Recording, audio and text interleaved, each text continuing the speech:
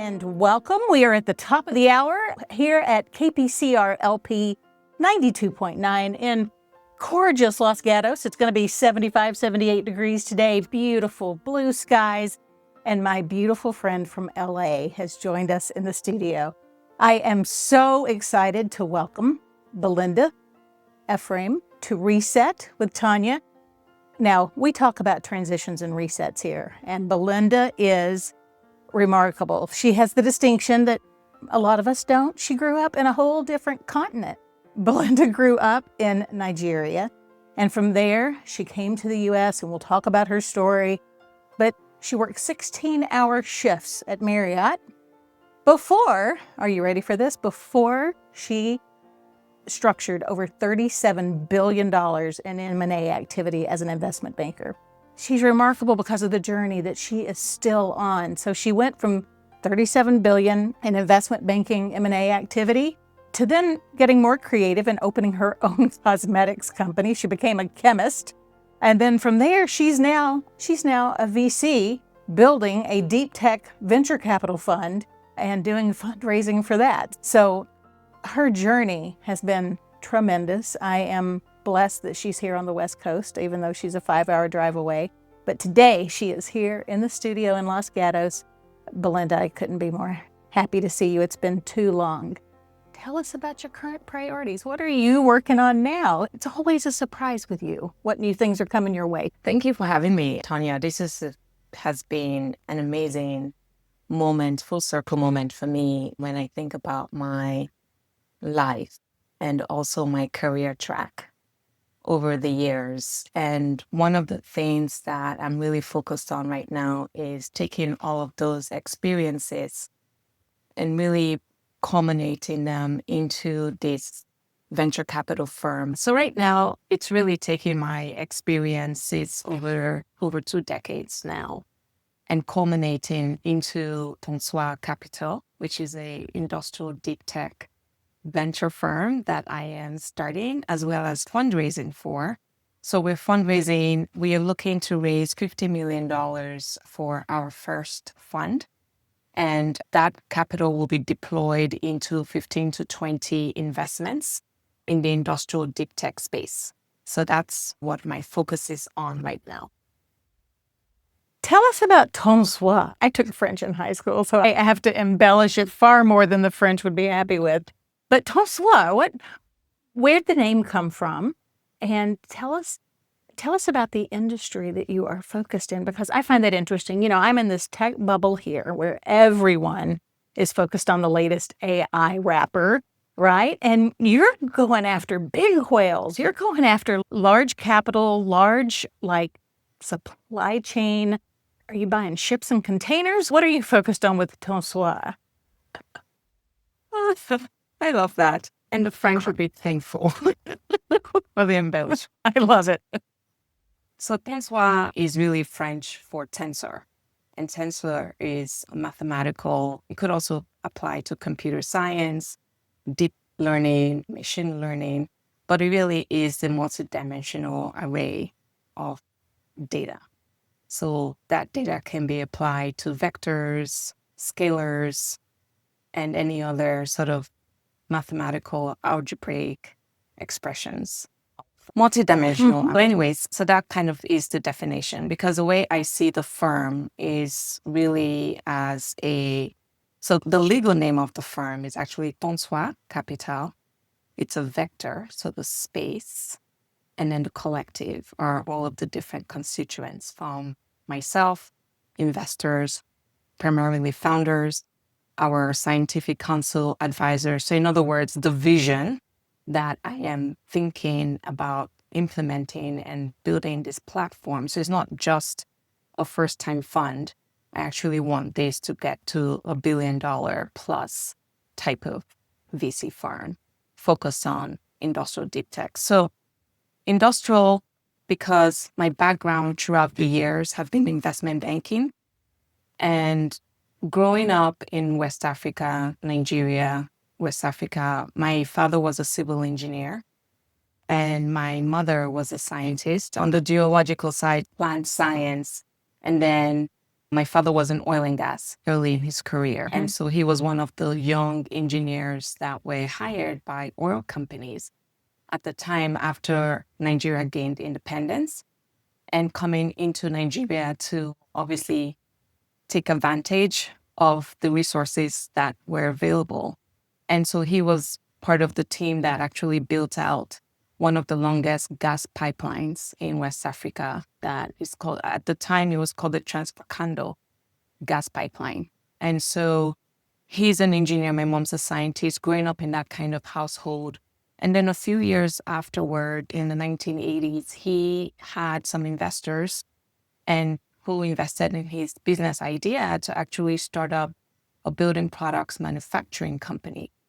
And so I grew up understanding things like sanitary ware, what's a closet, bidets, and having to see my parents literally start this from scratch. So that industrial sort of insight from the entrepreneur's viewpoint, because I think a lot of times we VCs think we understand what it is to be an entrepreneur, and it's an extremely difficult personal journey. Thank you. And so growing up in that atmosphere, I understood what feast, famine. I also understood what it took to build a business because I saw my parents build it from scratch together. At the time in the 80s, they would travel to China. China was not producing anything at that time, but they would travel to China to the districts that actually had a lot of the marble quarries. And so that's where they would get some of the raw materials, the powders, the resins that they would need in order to put together this chemical. And then they would source some of the other raw materials from Europe. So Italy, the equipment was from Italy, and they'll put all that together. And so growing up in that, and then obviously my journey, I got into investment banking. And when you first start with investment banking, they kind of assign you your group, right? Because based on the bank's needs and where they need people. And so the first thing I was assigned was industrials group. And I was like, what is an industrials group? Industrial sector is actually one of the largest sectors that contribute to the US GDP. And that encompasses manufacturing, processing, transportation, aerospace, defense, the things behind the scenes that we don't see as consumers. That's the industrial sector. So the movement of goods and services to get to the customer. So that was where I cut my teeth working with Fortune 500 companies on their deals. So naturally, the size of the transactions that I worked on were larger, but unsexy. They were not consumer products. So when I would tell my friends, oh yeah, I worked on CXS, which is a massive transportation company, and it's like deer in headlights, like they don't know what to make of it. Or if I said Lockheed Martin, like they wouldn't understand that. And so it was a space that I really wanted to own. And that's really why I like the industrial piece. Now, the deep tech piece is when I look at where we are today and I look at the technologies moving forward and I look at my experience, one of the things that I realize is I want to play at the frontier of these technologies. But I didn't want to do it as an enterprise SaaS VC type of firm because I had to. So I think maybe I'm jumping ahead here to some of the things that but after I wound down my company, my startup, my manufacturing startup, I took about 1.5 years to really consider what my next move was going to be. And when I decided on becoming a VC, this was something that was important to me. And I decided, okay, what segments of the market or where do I feel I can bring the most value? And I realized that a lot of VCs don't know how to underwrite and or evaluate deep tech companies. And these are companies that primarily either hardware, so hard tech, combined with maybe some software or some key enabling technology that can revolutionize their innovation. So that's where I decided to play because it really fit my wheelhouse and how I see myself contributing to the founders that we support within the collective. Excellent. So to me, what's interesting about you, you had a cosmetics company, and now you're looking at these deeply technical, beautiful, good. We have never had so many. We're just going to laugh about it because But this is shown, this is exactly how, this is life. this is life. And now that you are on a mic and I am on a mic, but it's not about editing, it's about engagement, right? Yes. You and I both. Yes. And I think that's why you've moved from big tech, from big enterprise systems to cosmetics to get more personal. Yes. And then now back into deep tech, not just big tech, but deep tech, because it often starts small, but very, very niche, very, very complex, and you have to dig in. So clearly you've got the brain bandwidth for that. I do. I want to go back to when you were in Nigeria. And then how old were you when you moved to the States? So for context, I was 16 when I moved officially to the States. Prior to that, my parents, we always traveled as a family. Well, yeah. Yeah, we always traveled as a family. We had homes in London. Yeah. So we had a home in a flat in London, and we had a home in the Florida Keys. And so we would take 3 months out of the year. Nice. And literally do the loop. Nice. And maybe we might pick an extra European country, Brussels or Amsterdam or something like that in between. So my familiarity with America was like from a tourist perspective. Yeah. From Mom, Dad, this is great. We're going to Florida to hang out with the alligators. Yeah. Can I see an alligator this trip? Actually, no, it was more like, we get to eat bacon and eggs. Oh, geez. We get to eat the American breakfast. We do have good breakfast here because I've traveled extensively through Asia, and they hand you a hard-boiled egg and some raw fish, and they call it breakfast. And I'm like, no, this is not breakfast. So we do have good breakfast here. I love that that's what you remember enjoying. Yeah, I remember enjoying that. And a couple of the other things, we could get my dollhouses because I used to love building dollhouses from scratch as a young child. I made my mama a dollhouse when she was like 55. Oh, wow. And that was a really special memory. Yeah. It's like building a great big mansion on teeny, tiny scale. And I can see why I didn't know this about you, but I can see why you would have built dollhouses because you get to do the whole thing in a matter of weeks or months. Yes. And that was really my childhood growing up. My childhood growing up, we're 6 kids and I was the first girl, first child. Oh, geez. Yes, I know. And but after me were 2 boys. And as a girl growing up with 2 boys, it was either play with them or learn to be on my own. I had to learn how to do both equally well. That's remarkable. Yeah. Yes. And so I never had dolls. I didn't even know what a Barbie doll was. You had a full-scale house. I had a full-scale At house. 1/1000th of normal size. Exactly. Yeah. And so I was always excited about receiving doll houses to build from scratch with the little pieces. It would come in a bag and literally I would have to build it. And my father I remember Elmo's glue. So I love the smell of Elmo's glue. So those were the things that made America for me. So did you not have Elmer's plain white school glue in Nigeria? Was that a rare thing? Yeah, we had our local glue, but if you wanted to use the glue that came with the doll.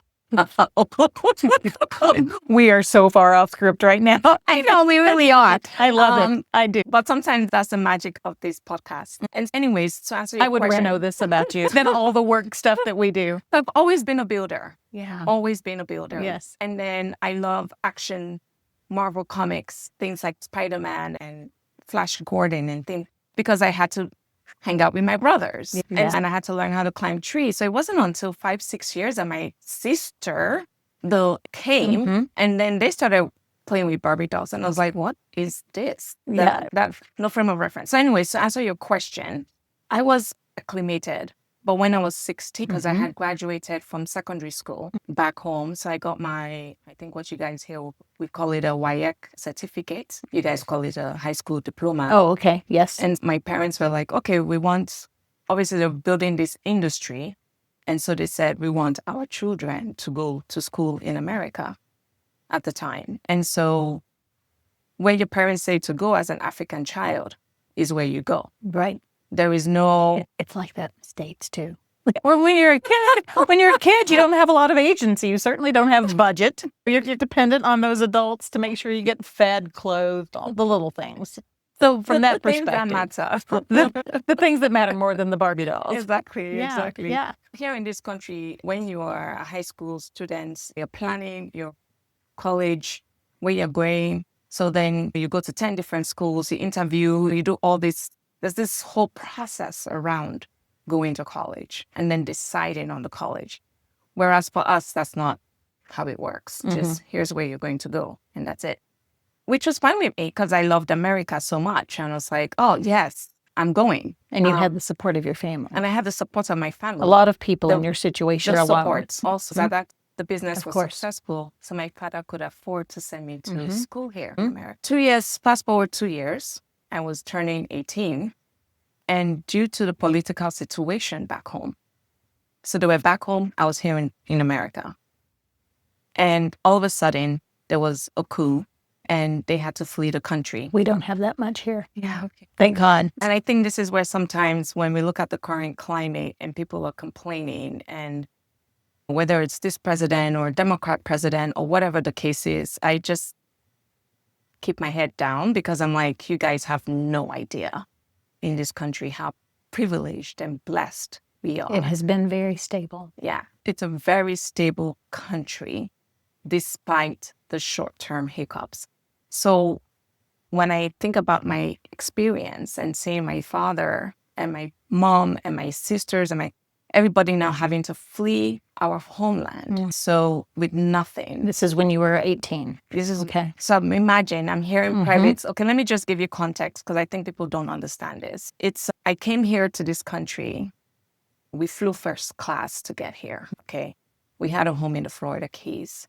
My father sent me to private school, paying cash. This was not a loan. This was not paying cash for me to go to private school here in America. And because there is a dream, there is a vision. And then 2 years after, so I'm about to become a junior in university. Okay, you were at your junior year. Yes, junior year. Third year about in. to get into my junior year. And all of a sudden, I can't do that. I have to drop out. Oh, wow. Okay. Because they had to flee to this country and seek political asylum. And so because of that, and the financial situation everything changed. got shut down. Talk about overnight. And so I had to step back and really step up. Yes. As a first adulthood came quickly. Oh yeah. Yes. It definitely came at the age of 18. Yeah. Yeah. And so I had to help my family. My parents, at the height of their career, came here to this country and were delivering newspapers. My dad was in his 40s. My mom as well. He was delivering the paper in his 40s. Yes, in his 40s. And that's so humbling when you've had everything you wanted, and then you're doing the job that typically is reserved for teenagers. Yes, or even younger on a bike. Yeah, yeah. Back in the day, my mom, that's what they did. Yeah. And then finally, he was able to get into like a engineering position because again, had the education. My mom ended up having to work at a CVS just so we could all make ends meet. And then I ended up having to work as well. So I ended up working 3 jobs, starting at Marriott. And so 16-hour shifts. 16-hour shifts. And what that meant was, so again, I'm very smart. I think I'm smart. I know what I know, but I don't know what I don't know. And so over time, I had 3 jobs in 3 different locations. And so what I did was, as each position became available within the same company, I applied and I got in. So I had 3 jobs in one hotel, one company. So then you were efficient. I was as efficient, well. Because I know a lot of smart people who are not efficient. We've worked with those poor souls, right? Yes. I'm so in awe and admiration of the resilience that you've had an opportunity to build. As you've been a businesswoman here now for a long time, upwardly mobile and successful, what do you think you learned growing up in Nigeria that differentiates you?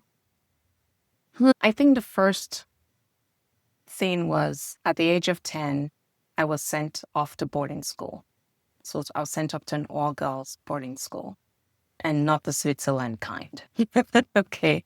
So an all-girls boarding school was founded by the missionaries that came to Nigeria pre-independence. And so these were female missionaries who were all about girl empowerment.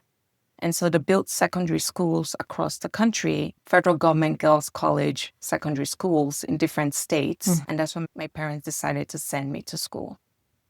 So while in the school, imagine at 10 years old, you are given a plot of land.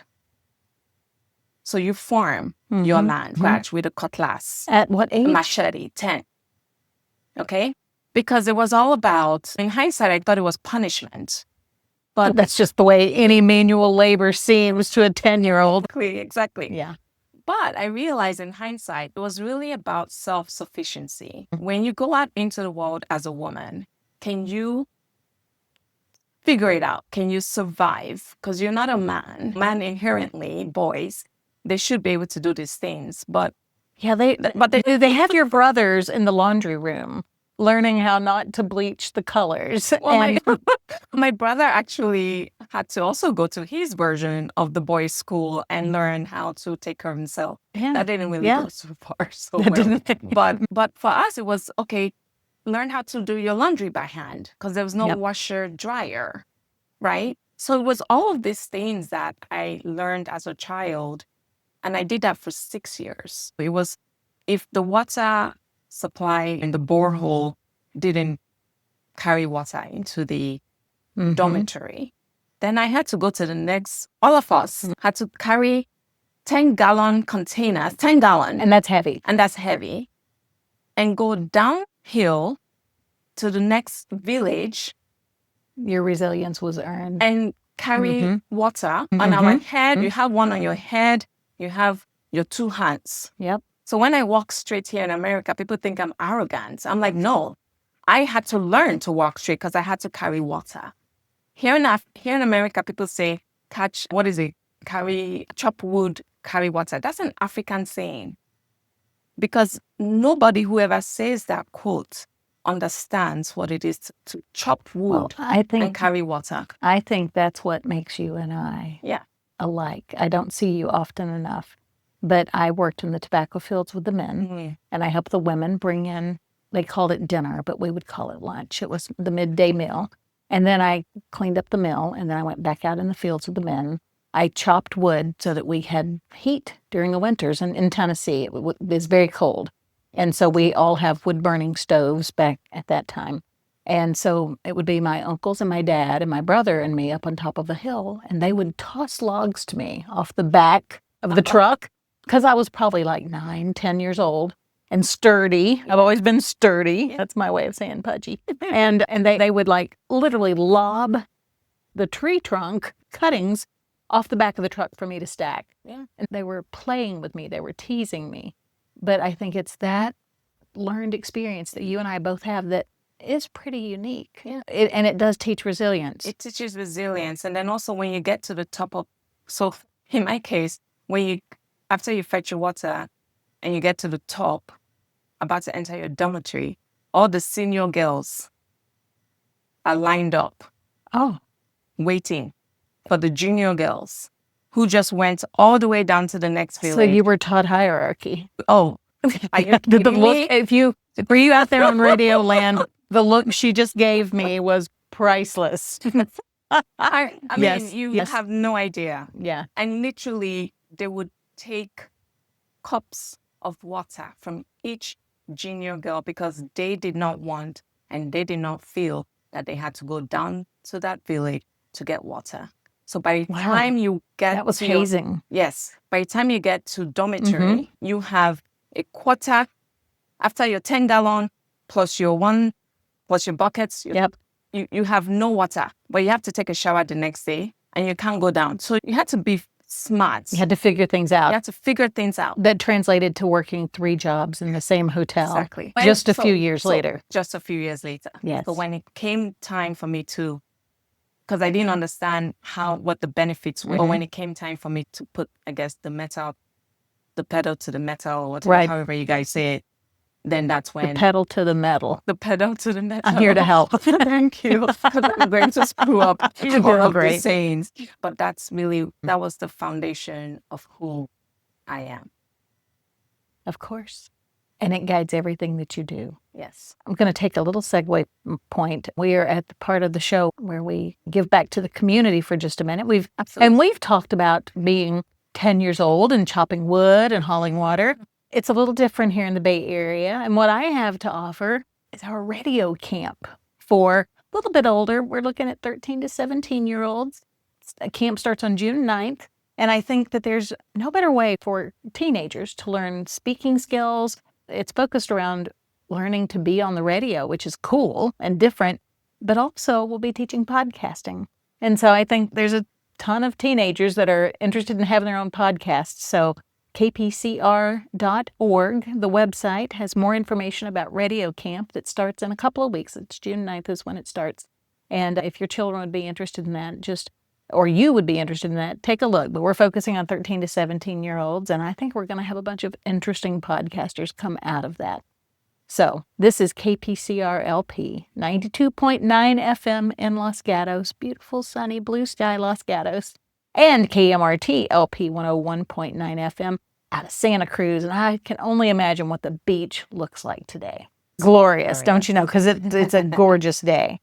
So we've talked about how you built resilience. Let's look at how you built the multiplicity of who you are. You had to work in a hotel because it was very much a starter job. I get that.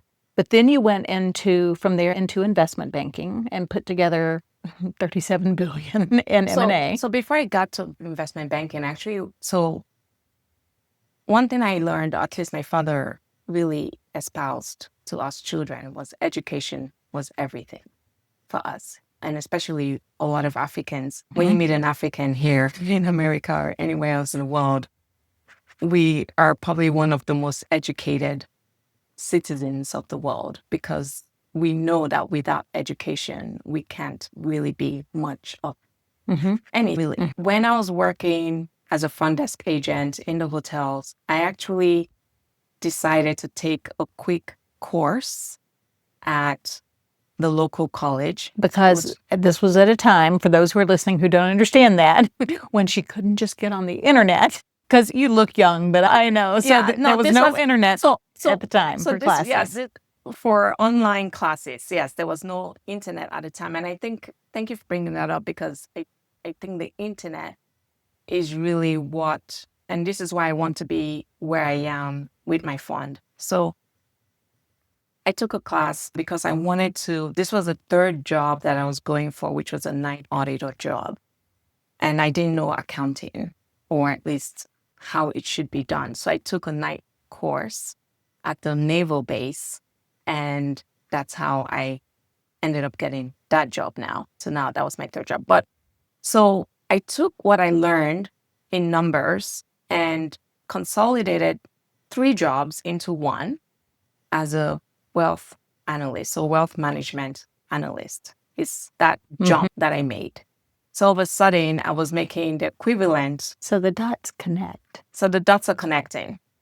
And then, so during my time there, I learned a lot about wealth management, about stocks, bonds, at least just fundamentally. And this was during a time that the AOL Time Warner merger, I remember that one, was going on. Yeah. And I think it was almost simultaneously with the O.J. Simpson trial. I'm not sure. But I didn't have a TV in my home.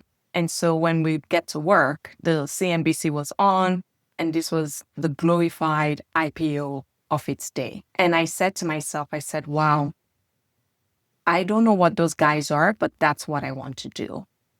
Literally, I said that. You wanted to build those partnerships, however you look at an M&A. You knew that from looking at CNBC when you would go into work. Yes. That was something you wanted to be part of. Yeah. Okay. And so I said, okay, what do they do? What are they called? I had no idea what they were called. And so I did my research, and I was like, oh, this is exciting business. And I was like, you know what? I know that the reason my father's business failed was primarily because of the political regime. However, when I look back, I'm like, okay, why wasn't he able to restart the business. Yes. It's good to ask these questions because it's one thing to say, oh, this was why. But then it's okay, what was the other thing? And I realized that when you are in an environment that doesn't value businesses, that the policies, the procedures, the way the central bank is structured doesn't support the flourishing of the true flourishing of entrepreneurship, then that's a problem. And so as I started to research... But to be fair, it was also just an immature, I don't mean that disrespectfully. It's just not a mature ecosystem to support. Correct. It's amazing what 22-year-olds can do now. Yes.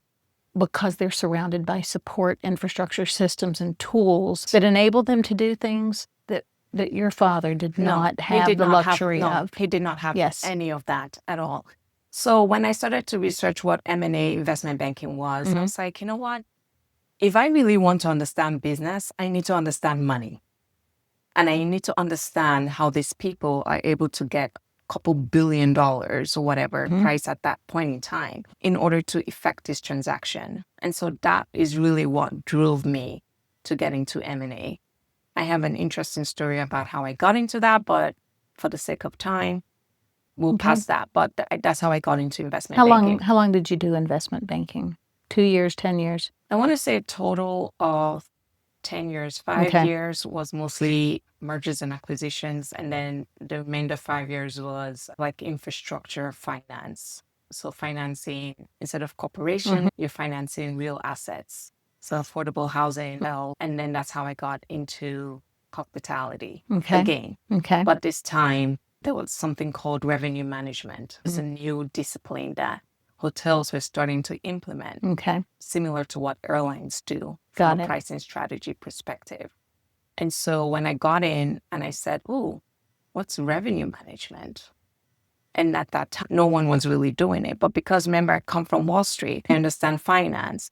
And so all of a sudden, I was like, oh, okay, I think I like this.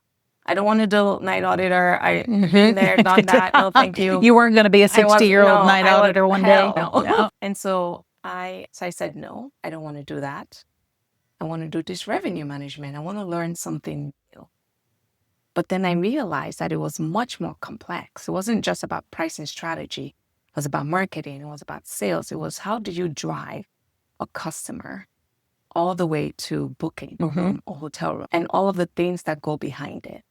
And then what was cool and what made my experience in that special was the idea of something called new hotel openings. So when hotels are being opened, there is a whole strategy behind that encompasses the branding, the marketing. And so I found myself in this unique place where I wasn't just going into hospitality revenue management, but I was actually opening new hotels and doing the revenue management layered on top of that. So I learned fast. And it was in a cluster, what they call a cluster.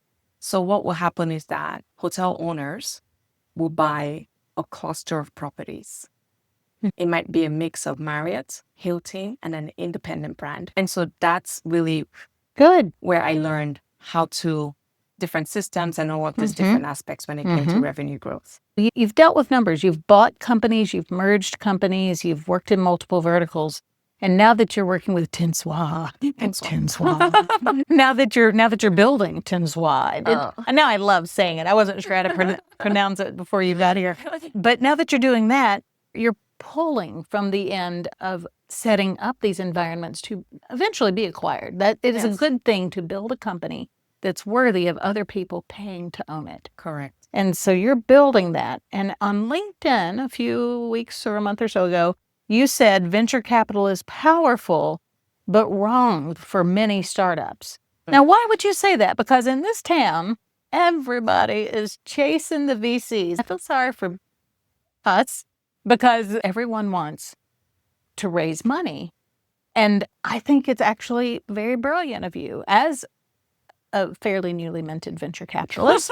You are. How dare I? How dare? But how dare you trump the brotherhood and say, and our voices on the screen behind us are going totally off the rocker. I love it. But this is what happens when you get connection. Yeah. But I think it's I think it's really worth a conversation to talk about why. And it's not so much, I think it's a bigger life lesson. It's not about venture capital, blah. It's about not every solution is a fit for every challenge. Correct. Okay, that sounded good for me. Tell me what the reality is. Tell me why you said venture capital is a strong opportunity, but it's not the right fit for every startup. Yeah.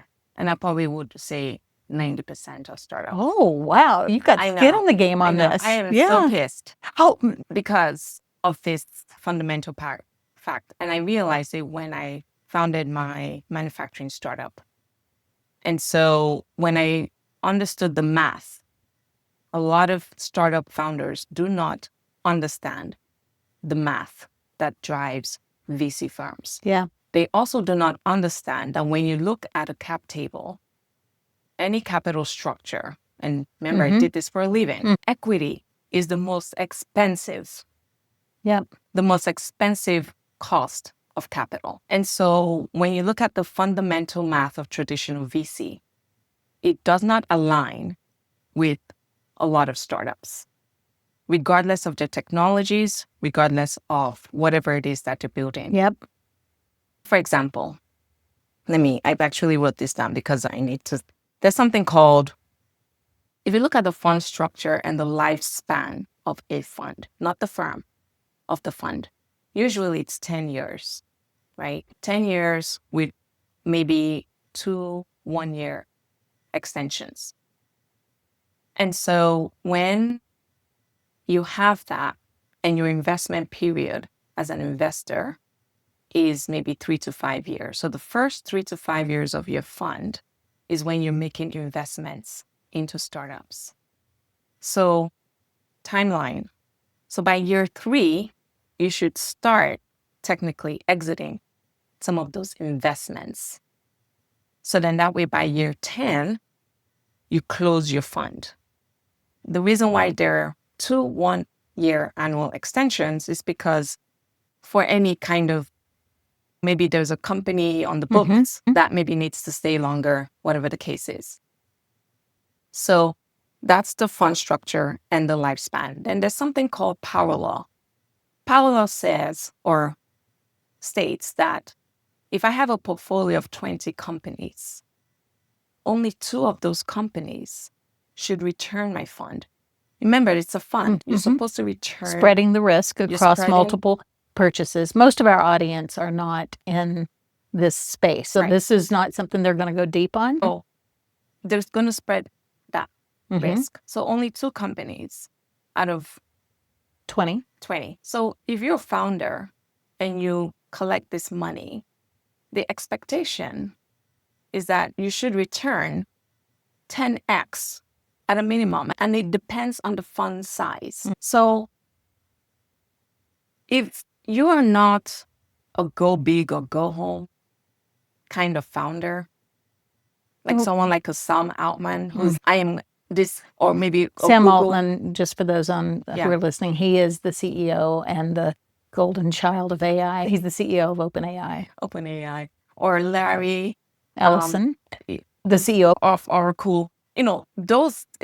Steve Jobs, who has passed in CEO of Apple now. I'm going to stop but these are big players. These are big players. And the average startup is not a big player. They don't even know what it means yet. They don't even know what it means yet.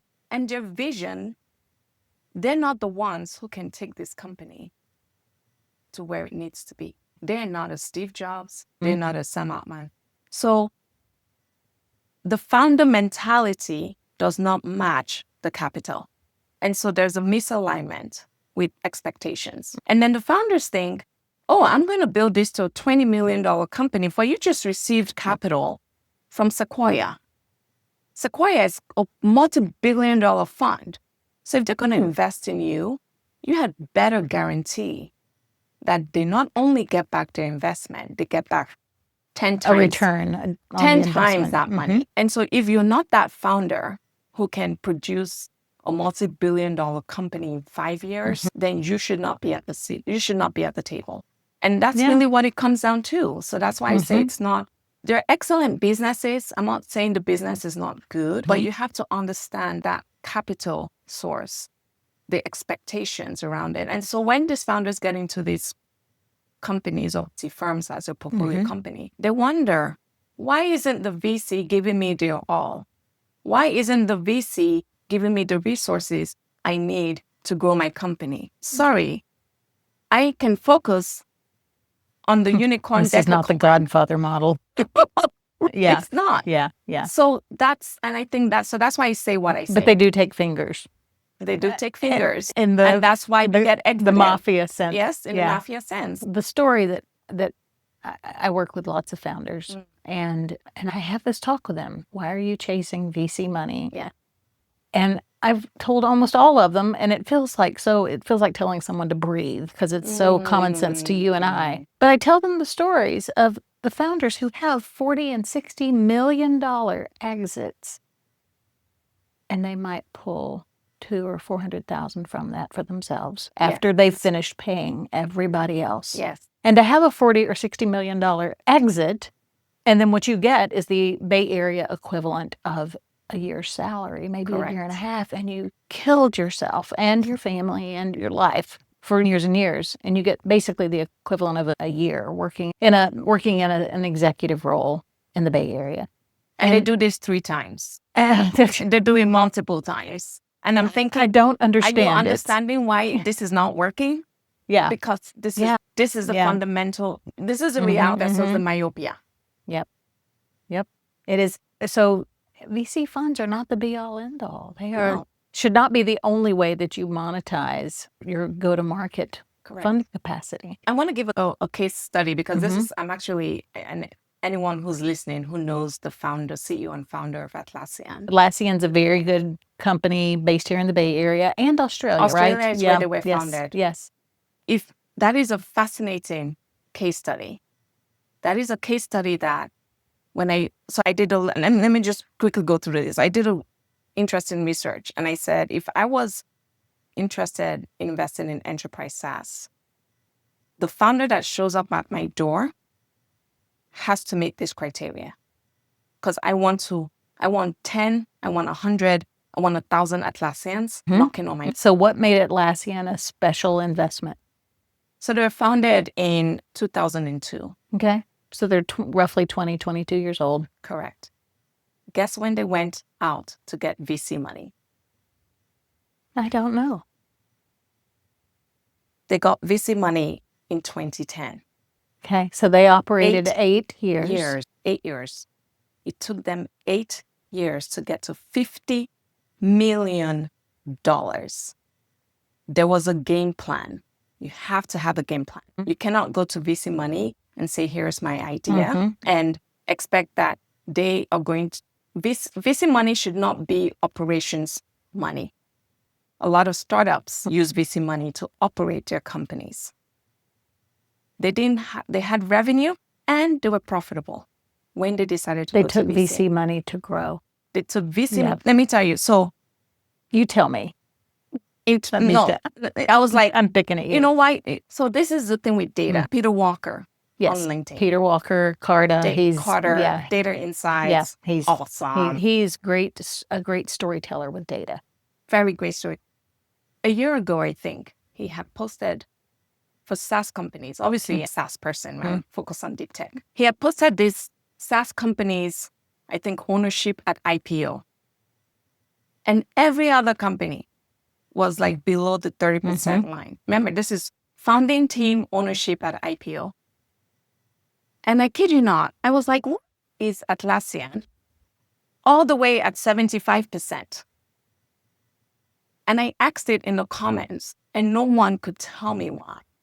And that bothered me because if there's anything I've learned in investment banking, it's not about trends. Trends are average. The anomaly. That's a very wise statement. Yes. Trends are average. Trends are average. The anomaly are the winners. Yeah. And so I said, that's important. Good. What are they doing or what did they do? That's crazy.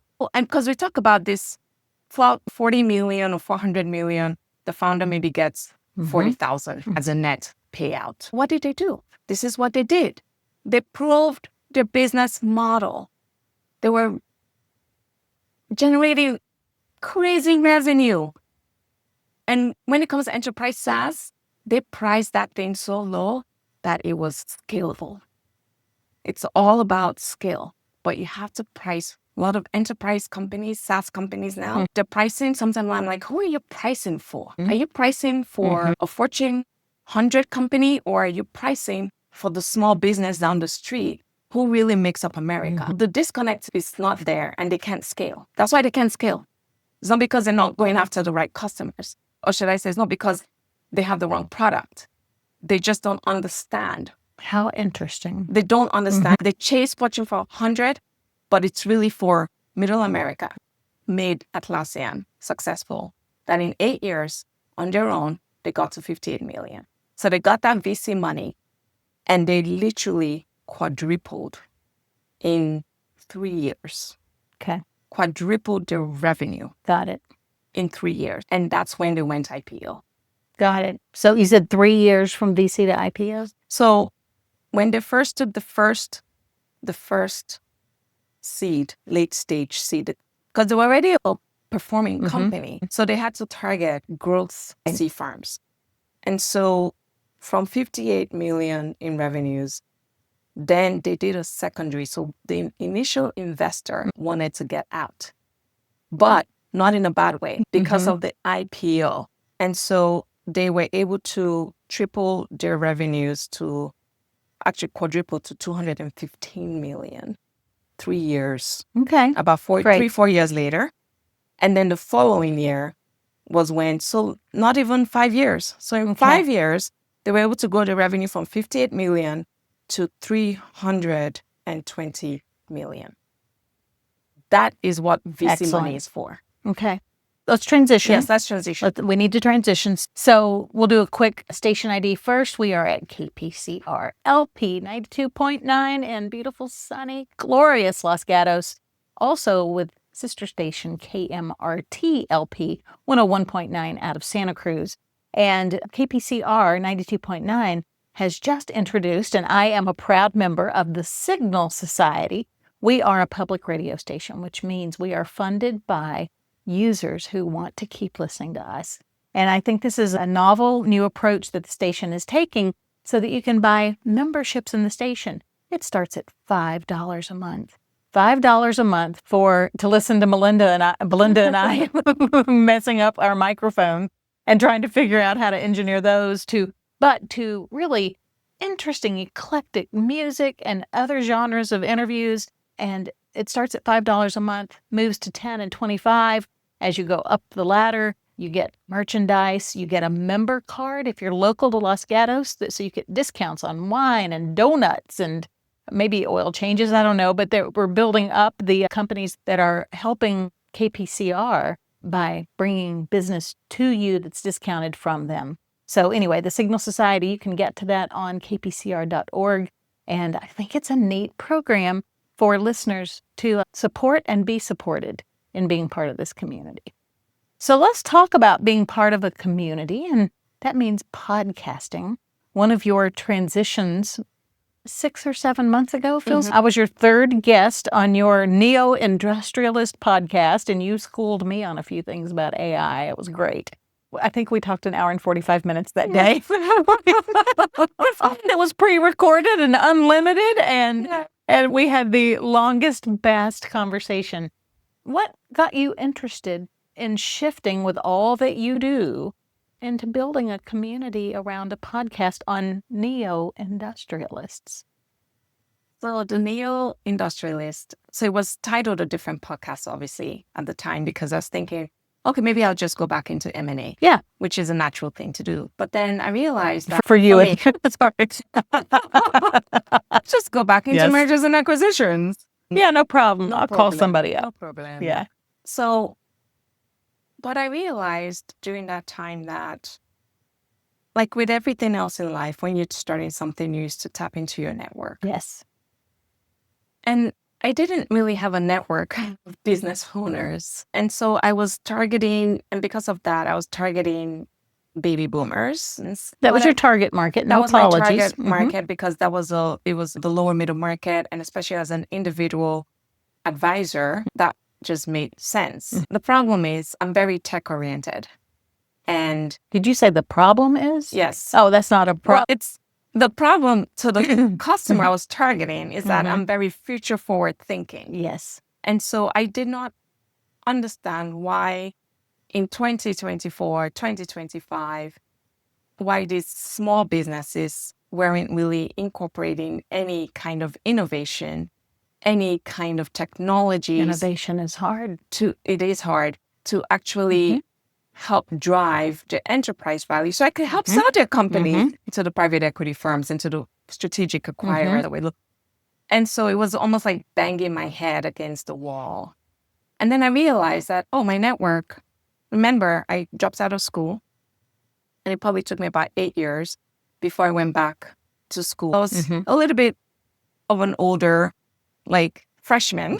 I went straight through to my master's, and I will tell you, I have nothing but respect for people who come back into the classroom from a break. Yes. They were my fiercest competition. Yeah. As a 22-year-old working on my master's degree, because they had all this business wisdom and life experience, but they were serious about it because it was coming out of their pocket. They weren't working on scholarships, and they were taking time away from their families. Yes. So you, again, resilience. Yes. You knew you needed to do that, and you went back. And I went back. So when I think of my network, truly, my network are actually younger than I am. Same. They're millennials, Gen Zers, and my mental ability is actually really suited to speaking with them, communicating with them, working with them, because I get it. We all went to the same schools. Yes. So I started the podcast because I was like, I'm going to establish thought leadership, as we all do when we start a podcast for a reason. And during those conversations was when I really started to listen to my zeitgeist. So my network, the groundswell. Yep. What are people talking about? And that's when it started to click for me that, okay, the M&A path is really not the future, at least for me. And given my background, I know that I can bring so much more to the table as a VC, where I can actually shape these stories and then find the advisors that can support me, especially starting up a VC firm. I'm going to be a solo GP. So I'll be the main investment decision maker. However, what I'm doing is I'm actually surrounding myself with technical advisors. So engineers, scientists who actually understand a lot of these technologies. And so then that way they're almost a second your source. LPs need to be a source of information. Collaboration. Correct. That's what I want for the kind of investors and advisors that I'm bringing to the table. So the podcast really is what shaped. Oh, really? Yes. So you feel like the podcast helped lead you to this choice to be... Absolutely. Fascinating. Absolutely. Because I'm looking to see I'm only like 2.5, 3 months into my podcast. And I'm still asking the question of, what am I here for? What am I doing? I know what the themes are. I know what my heart cares about. But I'm like, should I be doing this? This takes a lot of time. Yes, it takes a lot of time. It does. But that's really... But it led you. Because when I started the podcast, I wasn't like, I'm going to be a VC. I was like, I'm doing this for M&A. So all of my content was around selling businesses. But it was about relationships. Yeah. Because I've done 20 M&As in my career from the inside of companies, not from an investment banking level. But I was on your podcast because we had met, hit it off. Yeah. And I had the AI card to play. Yeah. And then you helped me understand the things differently. Right? It was great. Like, oh, AI. So and then I had the Wall Street Journal, New York Times reporter that published was number 2. He was number 2. But my first was Will Drury. Will Drury basically invented the lithium battery for Tesla. Will's listening. He's going to be like, oh my God, Tanya, Elon will be after me for that. But yeah, I'm going to go with that. I'm going to take some liberties. Will, we hope you're listening and we're having fun with you. We miss you. God. But I've known Will. It's true. But he's just brilliant. He is brilliant. And it was, I think, I'm glad I had him as my first guest because it almost set the stage because I was like, ooh, this is who I want. Yeah. Yes. In my community. People like Yes. And then you came to me. No, and I came to you. Because here's Yeah. another thing that's going to be unique about the VC firm, François, is that I'm actually targeting, when it comes to advisor, I want seasoned folks around me. Yeah, of course. I want Yes. people who have deep domain expertise, because the founders that are coming to me, They need help. they need help. Yeah. But they're also coming to me from the Teslas and from the semiconductor companies and from the medical schools. And you already knew this. We don't have to know all the answers, No. but we have to know how to pull together the teams Yes. where the answers are easily accessible. Thank And that's you. what you and I do very well. Yes. And so that's what I'm doing. Love it. Yeah. Love it. Okay. I'm going to have to bring you back. How long are you in town? We're gonna have to do a part 2. we have to do a part 2. So I'm actually going to be in town for quite some time. Okay, Actually. good. Maybe we could Then we'll- schedule something. then we'll pick up A part up 2. on, because we have talked actually a lot about your new love of the investment community and pulling it from a different angle. Yeah. And I'd like to talk even more though about your personal things. We talked a little about you growing up in Nigeria, but you are a mindfulness maven. That's my term. That's nowhere And I in cursed print. on your podcast. I know. So I'm so we'll talk. sorry. I'm so sorry. And the thing is, you never do. I will say that I've been on a dozen calls with you, and that was a first. It's all good. It's So you all could good. tell that this is something I'm really like Passionate about. It's just You because are. I see the frustration, and this is what inspires me to start. So until we see you again here with mics that are giving us what we need from them, where would listeners be able to get in touch with you, follow you, and see you online? How can they get in touch with you? So they can get in touch with me on LinkedIn. Obviously. Awesome.